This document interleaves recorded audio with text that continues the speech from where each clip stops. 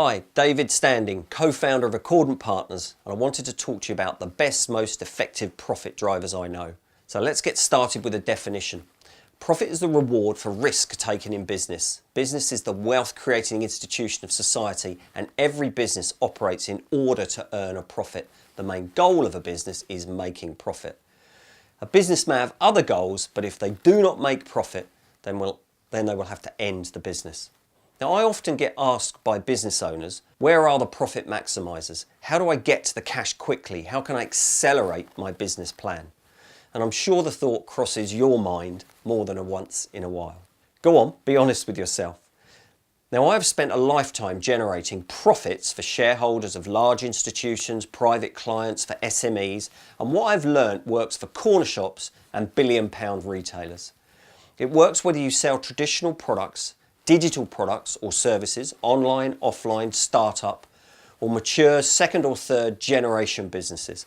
In truth, there is very rarely a shortcut to the holy land of profit, a silver bullet which propels your business into the top 2% who are super successful. Like anything in life, there are exceptions to any rule, and thank God there are, but for the vast majority of us, it's about passion, focus, massive action, and doing a number of things brilliantly all the time. All of which need to get mixed up with a big slug of luck. However, I wanted to share with you some of the best, most effective profit drivers I know. Things that I've seen and used time and time again, because the only thing that you can do to increase profits is to improve the variables that ultimately determine your level of profitability. When you improve these variables, you will increase profits. Now, my big tip here is there are only two elements in what you're about to hear that are cost related. Yes, it's vital to obsess about costs, and many profit improvement plan has been based on engineering costs out of a business, but the true path to incremental profit is to drive the top line, and here are my growth superstars. Number one is lead generation. There is no single approach to developing sales leads, and every industry will require a slightly different approach. But smart businesses understand that this is something they need to do constantly. You cannot simply make a big push for developing new sales inquiries and then give up on the process once you feel you have expanded your customer base enough. Consistently trying new tactics is the best way to ensure the continued growth of your inquiries, sales, and ultimately your profits. What I mean by that, if 5 out of 10 prospects who come into your place of business end up buying from you, and you can increase the number of people coming in from 10 to 15, you make more money and increase profits by 50%. The mathematics are pretty simple. Number two is lead conversion. Now, this is the process by which you convert paying leads in the top of your funnel into customers. This is the measure of the effectiveness of your sales efforts. Now, if you can increase your conversion rate from 1 out of 10 to 2 out of 10, you can double your sales and increase your profits. Now, improving your ability to sell and convert interesting prospects into paying customers is one of the most important things that you can do. And there is no replacement for ongoing sales training, both for you and for every single person who speaks to customers. Even if they're not salespeople, if they have contact with customers, get them that training. Look at every key result area in your sales process and seek ways to improve a little bit in each area, little tweaks. A small improvement in each key area can lead to an enormous improvement in overall sales results, and your profits will go up accordingly. Number three is the number of transactions. Now, the number of individual sales that you make to each customer that you acquire. And by increasing the frequency of purchase by 10%, you increase your sales and increase profits by the same percentage. It flows through to the bottom line. Now, remember that client who bought your product 6 months ago? Or the customer who gave you tons of referrals last year? If you're like most salespeople as sales-led organizations, then you have many existing clients like these with whom you have lost touch over the past several months or even years. Many salespeople and indeed organisations focus all their energy on lead generation and end up overlooking one of their most valuable assets, their existing customers. Now, by reconnecting with clients after months have gone by isn't always easy. It can feel awkward and uncomfortable, which is why so many salespeople fail to re-engage them. But if you can learn to actively re-engage your existing clients on a regular basis, you'll stand out from the competition and find way more business in the process. Good. So number 4 is the size of the transaction. And that's the size of the sale and the profit that you generate from each of those. You should be continually looking for ways to upsell each customer so that he or she or it buys more each time. Now, upselling doesn't have to be a dirty word. In fact, it can help you make your customers happier. When used properly, upselling can actually bring you closer to your customers while bringing you more revenue, better retention, and lower churn. Now, mastering the art of the upsell takes time, takes practice, and it takes intuition. Now, although your conversion rate might not be outstanding initially, some diligence and perseverance should optimize your ability and increase your odds for success. Once you get the hang of it, you can expect to increase the average sales from each customer very considerably. And besides this, the added value that customers receive from upsells can build further rapport and lead to repeat sales. So lots of different reasons to do that. Number 5 is the profit margin per sale. A profit margin is the gross profit that you make from the sale of each of your products or service. So the sale minus the direct cost of sale. By continually seeking ways to raise the price or lower the cost of the product or service without decreasing the quality, you can increase profits per sale. Every pound you raise a price, if you hold costs constant, flows straight to the bottom line as profit. And every pound you reduce expenses, if you hold sales and revenues constant, also goes straight to the bottom line as net profit. Now, many businesses I work with have never looked at their competitor activity. They don't analyse the marketplace and therefore miss out on the opportunity to increase price as they are locked in a price past. They're locked into a place that happened years ago. Now, many businesses that I work with have never looked at their competitor activity. They don't analyse the marketplace and therefore miss out on the opportunity to increase price as they are locked in the past. And when was the last time you went to your suppliers and asked for a discount or a price reduction?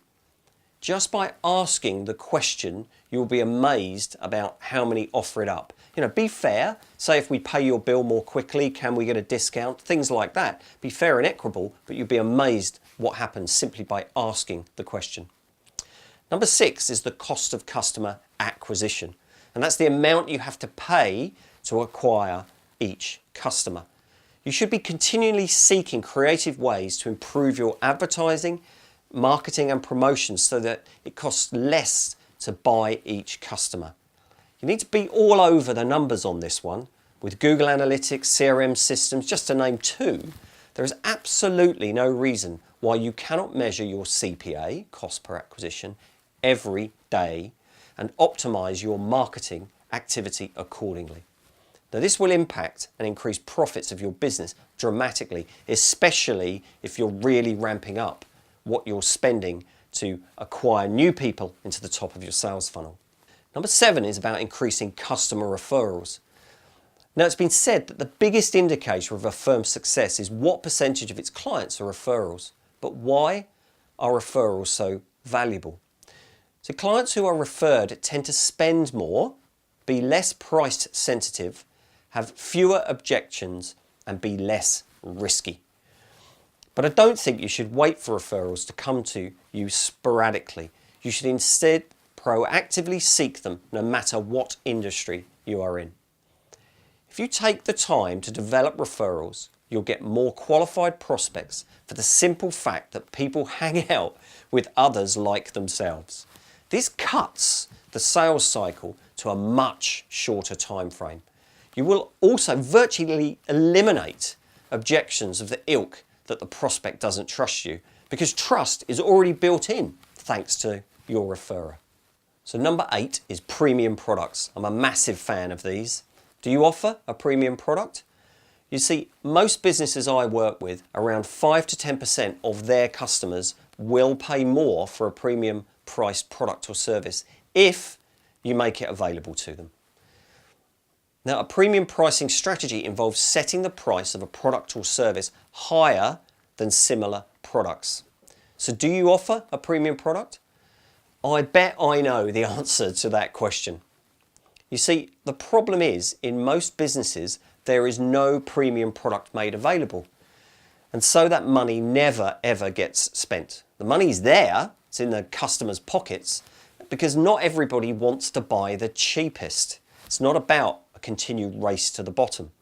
And if you're smart, you'll work out and then implement what your premium price product or service can be. All you have to do is make it available. And if you've done it correctly, some people will buy it and your profits will go up a result. So it's a massive takeaway. Look at what you can do around premium products.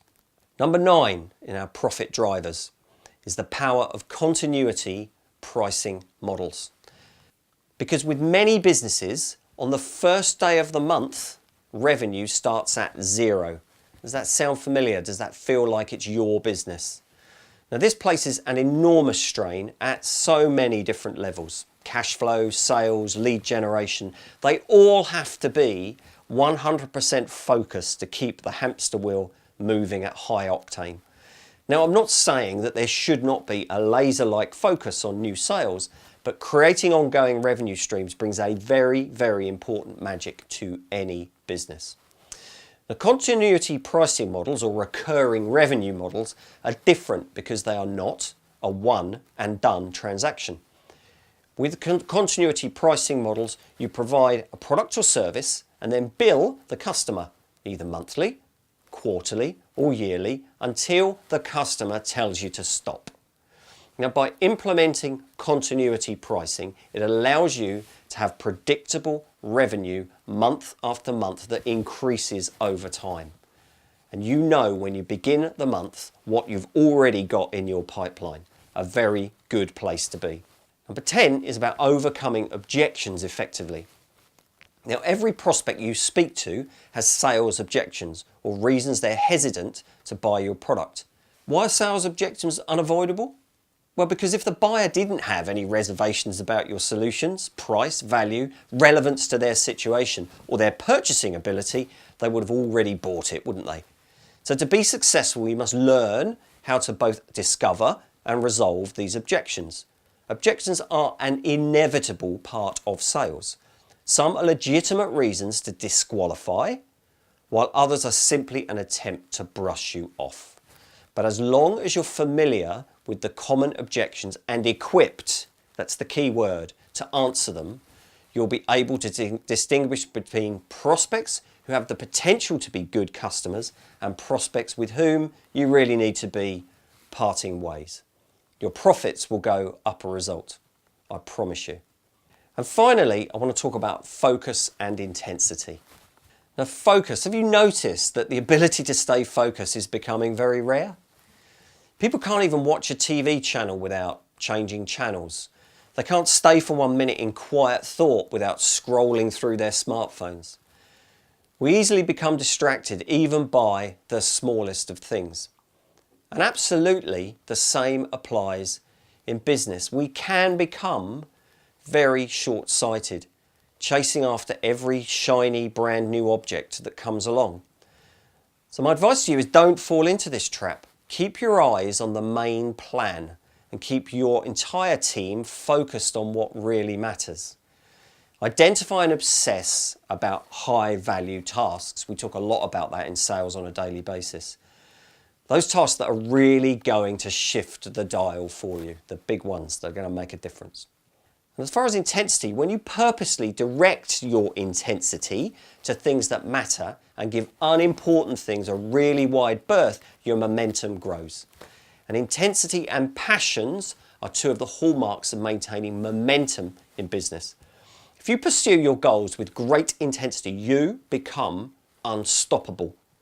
The reason you see athletes do magical things, or why politicians seem to ooze with unending enthusiasm, is because they are intense.